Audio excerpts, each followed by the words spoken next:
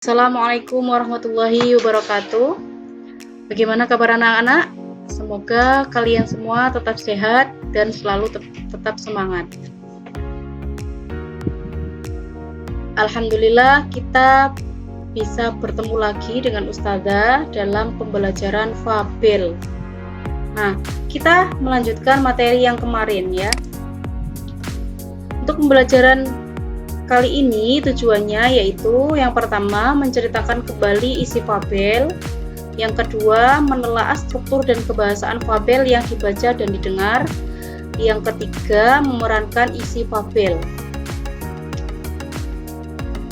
Menceritakan kembali isi fabel ada langkah-langkah yang perlu kita perhatikan. Yang pertama, membaca fabel secara keseluruhan jika perlu dilakukan secara berulang-ulang. Yang kedua, mencatat tokoh dan perwatakannya. Yang ketiga, mencatat latar cerita. Bisa latar tempat, waktu, dan suasana. Yang keempat, mencatat alur cerita. Jalannya sebuah cerita dalam teks fabel. Yang kelima, mencatat gagasan pokok cerita. Untuk materi yang kedua, yaitu kebahasaan teks fabel. Di sini ada diksi. Diksi ini adalah pilihan kata.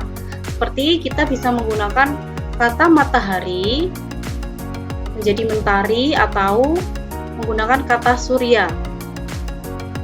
Yang kedua yaitu kata sifat.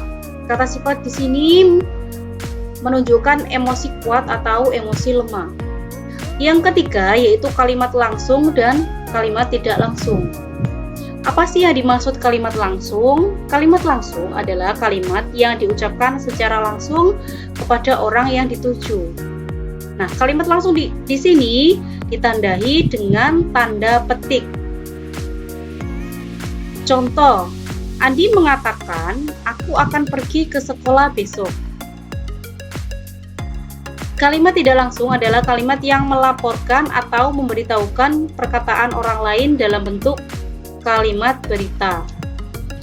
Yang keempat yaitu kata seru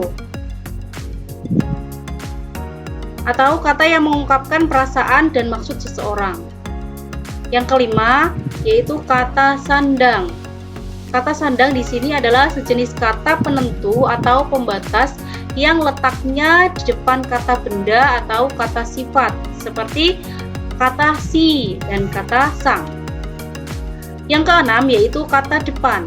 Kata depan di sini menggunakan kata di, pada, tahu, ke. Nah, untuk memerankan cerita fabel kita harus memperhatikan terlebih dahulu ya. Langkah-langkahnya adalah yang pertama membaca secara berulang cerita yang akan diceritakan. Kemudian yang kedua mencatat nama-nama pelaku dalam cerita. Yang ketiga mencatat tempat kejadian. Yang keempat, mencatat hal penting dalam setiap cerita. Yang kelima, menguasai cerita dan alurnya. Yang keenam, menulis atau melisankan cerita yang diceritakan dengan menggunakan kata-kata sendiri. Yang ketujuh, berlatihlah untuk bercerita bila perlu menggunakan media atau alat peraga. Hal-hal yang perlu diperhatikan dalam memerankan teks fabel di sini yang pertama yaitu volume suara. Volume suara di sini sangat penting ya. Yang kedua, gestur atau gerakan tubuh ketika memerankan dari tokoh. Yang ketiga yaitu intonasi atau naik turunnya nada bicara. Yang keempat, pelafalan atau pengucapan yang jelas. Itu adalah hal-hal yang harus diperhatikan ketika kita memerankan teks fabel. Nah, selanjutnya kita akan belajar tentang unsur intrinsik yang ada di dalam cerita fabel.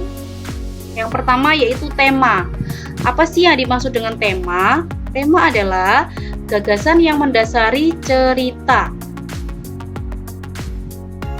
Yang kedua yaitu latar atau setting. Di sini latar ada 3, baik itu latar tempat, waktu kejadian, serta suasana. Yang ketiga, tokoh. Tokoh di sini bisa berupa orang atau hewan yang menjadi pelaku dalam sebuah cerita. Nah, tokoh di sini ada tokoh protagonis, antagonis, tokoh utama atau tokoh pembantu. Ciri tokoh utama adalah sering dibicarakan, sering muncul, menjadi pusat cerita atau menggerakkan jalan cerita, sedangkan tokoh pembantu adalah tokoh tambahan. Unsur yang keempat yaitu pemberian karakter tokoh ya. Jadi nomor 3 dan 4 ini saling berhubungan.